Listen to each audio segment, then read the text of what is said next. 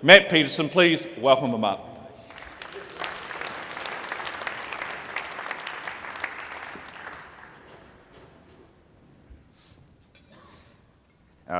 Thanks, Ward. I actually told him I was a science geek, not a science fiction fiend.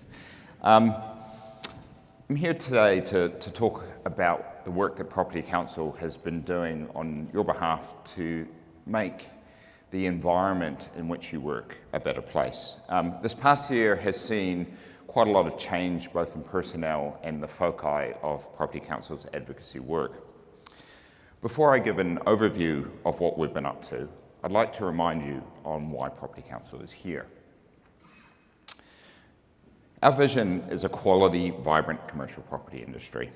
And to achieve that, Property Council champions and fosters the health and success of the industry. What does that actually mean in practice? Property Council membership is a broad church. Your issues and interests are equally broad and diverse. To help provide focus and effectiveness, this year we've moved to an outcomes-based approach to our advocacy, and it's centred around three key areas: urban development, the building and construction system, and building investment and management. I want to take you through each of these priority areas in a little bit more detail, but there are things that are missing, and that's because there's a lot to do and we can't actually do everything. Some areas get more focus and resources than others. As John said yesterday in the conference opening, Property Council members are city builders, and that's the message that we often give to government. Put simply, one of Property Council's goals is building better New Zealand cities. We want cities that are vibrant, livable, and growing. We're working on planning system reform, infrastructure funding, and housing development. To achieve integrated planning system reform, we're working on urban development authorities. We'll also do some more work on any further RMA amendments the government might choose to throw at us. We hope that they don't, because we actually think we need to get the whole system, the RMA, the Infrastructure Acts, the Local Government Act, the Land Transport Management Act, working a lot better together. We're also working within the current system on national policy statements, district plans, and CBD revitalisation, particularly in Christchurch, Hamilton, and Tauranga. The way we currently fund infrastructure in New Zealand is outdated and unsustainable. It's actually holding back growth. And it was really good to hear Shane Jones this morning talk about the need to be more innovative about the way that we fund infrastructure. And we will take him up on his invitation to engage with him more. And I will be looking to set that up when I get back to Wellington. Property Council is investigating better infrastructure funding tools, and we've put together a bit of a working group of members to help us with that work. We will be active participants in the upcoming Productivity Commission review of local government funding. We've submitted on multiple long-term plans and development contribution policies in all of our branches, including for the one here in Rotorua that Mayor Steve Chadwick presented today. And I do have to say, Rotorua have got their heads screwed on straight when it comes to development and spatial planning. They actually did a really good job. New Zealand needs more houses, and property members are the ones who are actually going to build them. To facilitate the building of more and quality homes, we're facilitating developer participation in KiwiBuild, addressing consenting issues. We're also collating evidence on what developing houses really costs, because no one else is actually doing that. I've already mentioned urban development authorities and development contributions. These are important issues for housing as well. Over the last year, we've had a number of wins in the urban development space. Building on the great relationship that we had with him while he was in opposition, we now have a quarterly meeting with Phil Twyford. To date, these have been focused on housing, but we'll be looking to evolve them into wider discussions around the government's urban growth strategy. At one of those meetings, our members talked about the challenges they had with bank financing, and that's where the KiwiBuild buy off the plans idea came from, and that is now a reality. Our regional advocacy has seen Auckland and Tauranga wind back some of their proposals. Brooke talked about the Tauranga rating differential this morning. In Christchurch, Property Council's research on barriers to CBD residential development has reinvigorated the City Council, and they've just announced their Project 8011 initiative to help address CBD rejuvenation in Christchurch. We've also been invited to sit on behind-the-scenes government advisory group on urban intensification, and the first meeting of that is next Friday.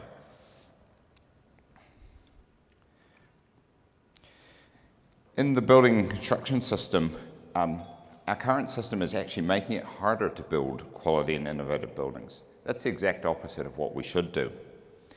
Building better buildings is going to require both building code reform and construction sector transformation. Our building consenting system is slow and variable. We're working to change that. The way we allocate risk and liability to designers and councils is partly to blame. It's really hard to get approval for new and innovative products, so we fall back on the tried, the true and tested ones. We're also working to change that. Seismic strengthening is critical, but it needs to be clear exactly what building owners need to do, and they have to be able to afford to do it. Our construction sector productivity is abysmal. It has to disrupt. A key reason why is once again risk and liability allocation. To address building system reform, Connell sits on the Building Advisory Panel, providing advice directly to the Chief Executive of MB and to ministers. We're also helping MB focus its discussions on risk and liability in building products, because we know those are two perennial bugbears for many in the industry.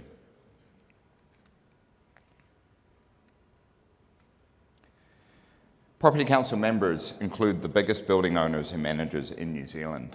Reducing the regulatory costs that they face is good for business, and that's good for New Zealand communities. Knowing how your asset is performing is half the battle in making a profit. Our in-house research and the partnerships with other organisations, like REX, when you heard from Sean yesterday, give you the key facts and figures that you need to know. I know a number of you went up to the tax discussion, and let's face it, tax and finance can be really, really boring. But don't worry, we've got your back on that one, because we're doing quite a bit of work on that. We're working on tax issues and fire levies and local government funding and overseas investment. And I think we're doing a good job. Our submission to the tax working group was well received and still gets compliments today, and that's not just my mother being nice to me. Property Council was one of the few industry groups to be asked to meet with the tax working group, and I'd like to thank Chris Gudgeon, who was then CEO of Kiwi Property, because he gave real life examples of the issues that commercial property companies are facing. Member outcry, both directly to the government and through Property Council, saw the government step back, at least partially, from some of its recent proposed changes to overseas investment around housing. As Tim Grafton mentioned yesterday, the funding of fire service from insurance premiums is lunacy. Property Council's direct engagement with Minister Tracy Martin has led to her being open to a rethink. It's not a result yet, but it is a start. We also publish our own research with other organisations to deliver insights into the state of the property market. Securing positive changes for the industry is only possible if we have credibility, a good reputation, and influence. I've already mentioned some of the great research and insights work that we do, and I'd like to thank Rachel Foster for that. We have a good profile in the media and on social media. We're regularly interviewed for Stuff, the New Zealand Herald, and various radio outlets, including Radio New Zealand. We've had appearances on Breakfast TV, on both TVNZ and TV3. Our social media presence has multiplied greatly. Thanks, Rachel McGregor and Kelly, for that. We partner with other organisations such as Infrastructure New Zealand, the EMA, the Environmental Defence Society, to jointly advance our shared interests. We regularly engage with ministers, public officials, and local government politicians. And we've achieved all of this with a really effective and dedicated team. I've already given shout outs to the Rachels and Kelly, Jane and Catherine are our senior advocacy advisors, liaising with you to understand your issues, crafting them into persuasive arguments to sway politicians using the evidence base that we generate ourselves. Connell and I then use that as really great source material to go in and talk to those politicians and influence them on your behalf. I'd like to thank the team. Not all of our work is about advocacy. It's also about industry leadership. We support members in their collective work to provide industry leadership around critical issues that are important to the health and success of the industry. Yesterday, you heard a lot about diversity and mention of Property Council's Diversity Committee. Today, I'd like to publicly thank all of those who volunteered for the committee. We had over 60 responses, many within minutes of the email being sent out. I think that demonstrates the commitment and importance of the issue. As you can see, the committee is representative of most of New Zealand's big property companies. I would also like to give a big thank you to the CEs of all of those organisations for the support they give their staff in this initiative and the importance that they're placing on diversity and inclusion. Thank you. Right.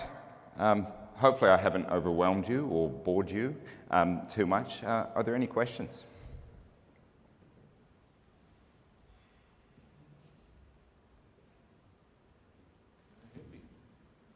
Why does it take so long to get a consent? Because it's government.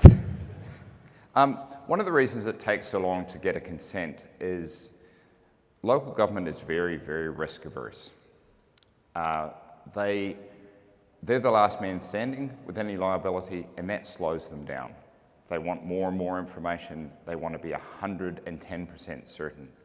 And they've also got staff, some really dedicated, good staff who really know what they're doing. They don't have enough of them. And so some of those staff want to take their time to really get it right because they're scared too. We are working on that, and we know we talked to both Auckland Council and MB on that.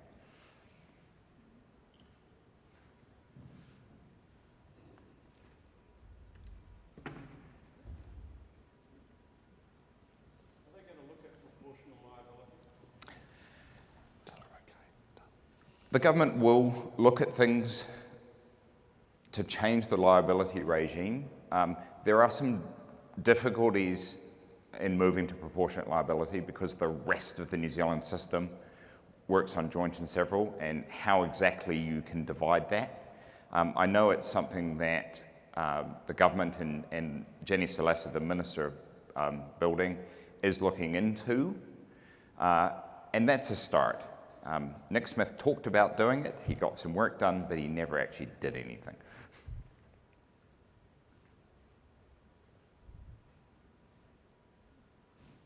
Ladies and gentlemen, I think it's a great place to leave on. And Matt, really appreciate the time and effort you've put into this. Ladies and gentlemen, please, a hand for Matt Paterson.